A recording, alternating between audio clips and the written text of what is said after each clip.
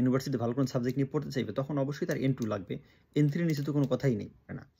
N2 শেষ করতে পারে না বা N3 অনেকে পাস করতে পারে না। আসসালামু আলাইকুম, আশা করি সবাই ভালো আছেন। আমাকে অনেকেই একটা প্রশ্ন করেন ইদানিং যে কোন সেশনে জাপানে আসা ভালো, কোন সেশনটা স্টুডেন্ট বিষয়ের জন্য ভালো। তো এই বিষয় নিয়ে আজকে আলোচনা করব। তো এরকম অনেক গুরুত্বপূর্ণ ভিডিও আমার পেজে প্রচুর আছে, আপনারা চাইলে দেখতে পারেন এবং আমার পেজটি ফলো দিয়ে রাখতে পারেন ভবিষ্যতে এরকম আরও ভিডিও পাওয়ার জন্য। তো জাপানে আসলে সেশন কয়টা? 4টা। এপ্রিল সেশন, এখানে ক্লাস শুরু হয় সাধারণত এপ্রিল থেকে, ভর্তি এপ্রিল থেকে শুরু হয়। তারপরে June July session, October session, January session. যারা এপ্রিল সেশনে আসে তাদের হলো 2 বছরের কোর্স, 24 মাসের কোর্স। যারা জুন জুলাই সেশনে আসে তাদের 21 মাসের কোর্স, এবং যারা অক্টোবর সেশনে আসে তাদের 18 মাসের কোর্স। আর যারা জানুয়ারি সেশনে আসে তাদের হচ্ছে 15 মাসের কোর্স। ল্যাঙ্গুয়েজ কোর্সের কথা বলতেছি। তো যারাই যে সেশনেই ঢুকুক না কেন সবার শেষ হবে এক টাইমেই, যেটা আমরা জাপানি ভাষায় সোসুগিও বলি। সবসময় শেষ হবে মার্চের 30 তারিখে, কোর্স শেষ। প্রতি বছর মার্চের 30 তারিখে স্কুল থেকে একটা সেশন চলে যায়। এটা একটা বছরে যে যেখানে ঢুকুক প্রত্যেকের কোর্সের সময় শেষ হবে এক টাইমই। এখন এই ক্ষেত্রে 4টা সেশনের ভিতরে কোন সেশনটা ভালো? সব থেকে যদি ভালো বলি সেটা হচ্ছে এপ্রিল সেশন। এপ্রিল সেশনের ভালো বলার কারণ কি? ভালো বলার প্রথম কারণ হচ্ছে এখানে 2 বছর সময় থাকে আপনার হাতে।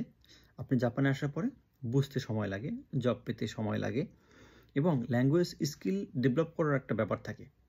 তো যারা এপ্রিল সেশনে আসে এরা 2টা বছর সময় পায়। বাংলাদেশ থেকে আসার আগে অবশ্যই N5 তো সবাই থাকে, এখন N5 ছাড়া তো কোনো উপায় নেই।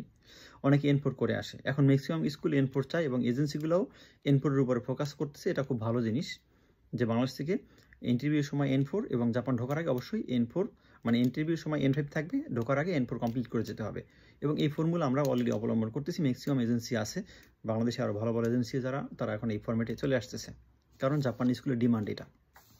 তো সেক্ষেত্রে যেটা হয় যে সে জাপানে আসার পর তার হাতে 2 বছর সময় থাকে, সে N3, N4, N3, N2 এই 3টা লেভেল সম্পূর্ণভাবে কমপ্লিট করা পসিবল স্কুল থেকে।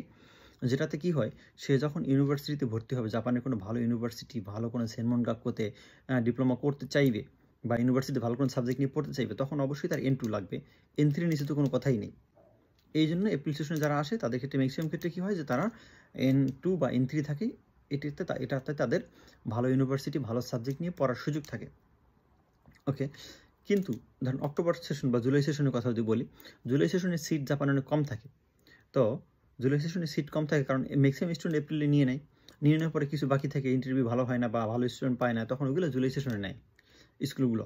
তো এই জন্য জুলাই সেশনে স্কুলের সিট কম থাকে, এই জন্য ওটা নিয়ে খুব একটা সমস্যা না। যেটা নিয়ে মেইন বিষয় অক্টোবর সেশনে আমরা কথা বলি।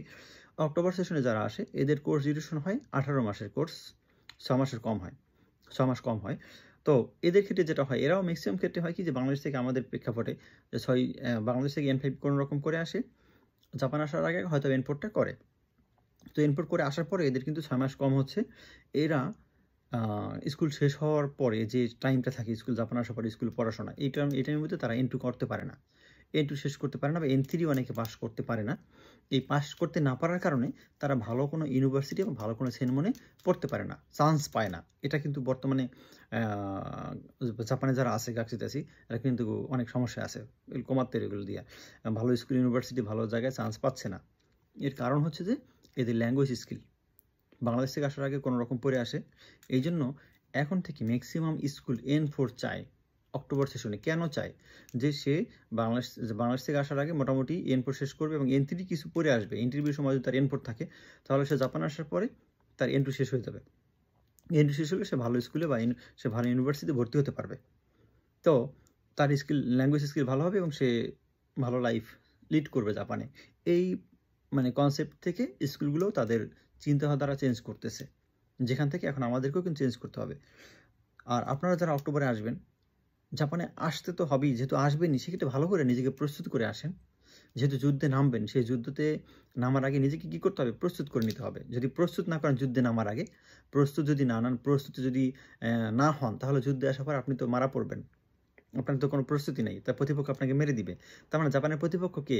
মানে প্রতিকূল পরিবেশ, মানুষ না, প্রতিকূল পরিবেশে আপনি টিকে থাকতে পারবেন না। এখানে ভালো স্কুল, মানে পড়াশোনা, ভালো সাবজেক্ট নিয়ে পড়া, ভালো জব করা, সব কিছুর জন্য প্রথমত ল্যাঙ্গুয়েজটা দরকার, জাপানিজ ল্যাঙ্গুয়েজটা দরকার। অনেকে বলতে পারে যে ভাই নেপালিরা দিয়ে বাংলাদেশ থেকে হিরাগানা কাতাকানা শিখে আসে। ভাই ওরা ওই পরে ওইরকম সাবজেক্টে দেখেন যত রকম পচা সাবজেক্ট আছে আর যত পচা জব আছে জাপানে, যত পচা জব সব নেপালিরা করে। ভালো জবও করে, আপনি বললেন না যে ভালো জব করে না, করে। নেপালিদের অনেক ভালো আছে, কিন্তু যারা নেপালিদের যে বলেন ল্যাঙ্গুয়েজ আসলে ওরা খুব একটা পারে না, ওরা ওয়ার্ড জবগুলো নেপালিরা বেশি করে, আপনারা বিভিন্ন সেক্টরে খুঁজে দেখবেন।